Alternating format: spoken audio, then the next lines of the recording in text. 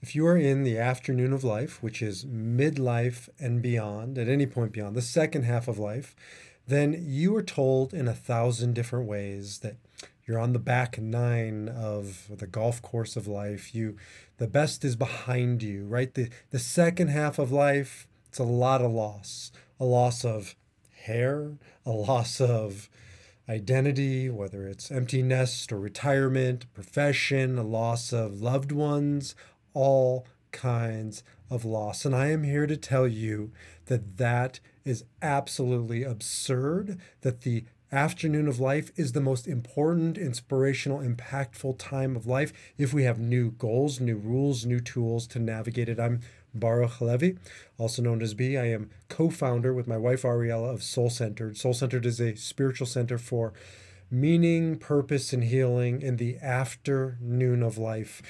We have to approach it in a radically different way. We can't allow what our morning of life society tells us is important, is true, is real.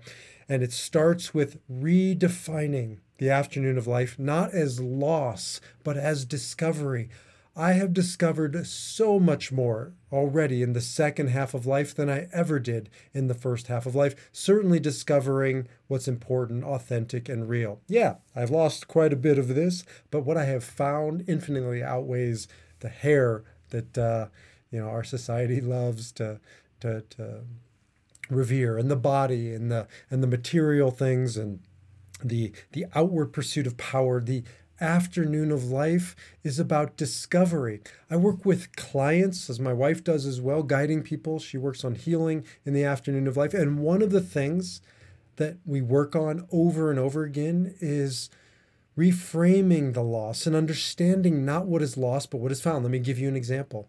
I've been working with a client, a wonderful woman who's having a hysterectomy. And she has really been reimagining what is not being lost in this surgery, but what is being found. She's found new ways to think about giving life.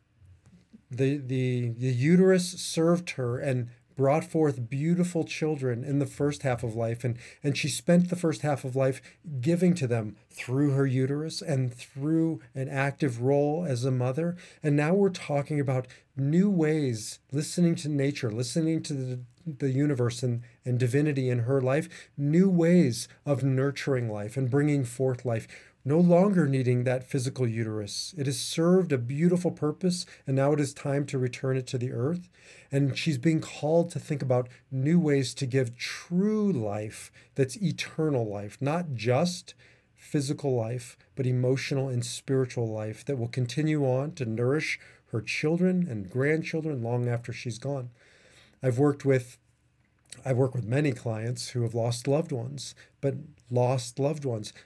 It's not fully true. Yes, when we lose a loved one, we lose so much, but not all is lost. And in many ways, so much is also found. When I think about my best friend, Mark, there's not a day that has gone by in the past year, over a year and a half since his death, that I haven't thought about what I and the world has lost because this great man who was taken too soon from this earth is no longer physically walking. But I also think about the legacy that he leaves behind, the memories that I have that are mine and his that I guard. I am a guardian of those memories. I talk about being a guardian of the story. A teacher of mine once shared a person dies two deaths, once when their body dies and once when their story dies. There's nothing we can do about our loved one's body.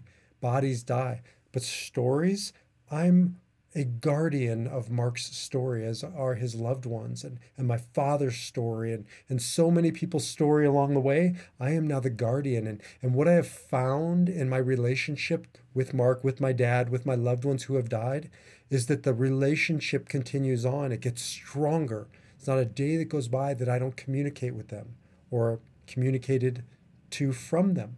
It's challenged me to find new ways to discover how I communicate and how I'm in relationship with those who are now no longer in body but only in spirit.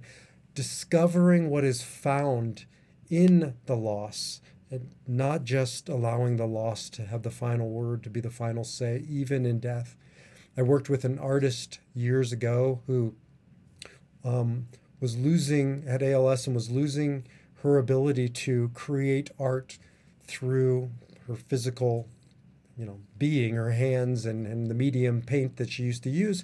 And she got to a point where she could no longer hold a paintbrush and control that. And we really talked about that she lost her ability to use her hands, but she didn't lose her ability to be the artist. No, she could no longer express it through the medium of paint, but then we started exploring new ways for her to think about her artistry, and that she was always an artist. That could never be taken away from her. The young mother that I counseled years ago, who somebody said to them in a moment of insensitivity, it must be difficult. You're no longer a mom. It was her only child. And it just devastated this woman to be told that she was no longer a mom. And what we talked about is, is it true? Is it true just because your child isn't physically here that you're no longer a mother? Of course it's not true. She was a mother. She would always be a mother. We found ways that she could now be a mother in so many ways just beyond a physical mother. Would she have loved to have her child by her side? Oh, of course she would.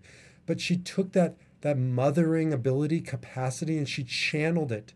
And she ended up adopting. She ended up volunteering. She ended up giving love in so many ways because she was a mother to her child now in spirit and to so many others, because she reclaimed and found in that loss the essence of true mothering, as did the woman I described who found it now, of new ways of birthing love into this world, no longer through her uterus, but through so many other ways, as the artist continued to contribute her art, as you, whatever you are facing in the afternoon of life, it isn't about loss. You can't navigate the second half of life looking at losses and thinking about loss.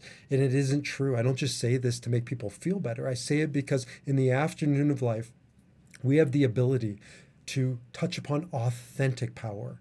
The power of, as my teacher, Dr. Viktor Frankl, calls, the defiant power of spirit.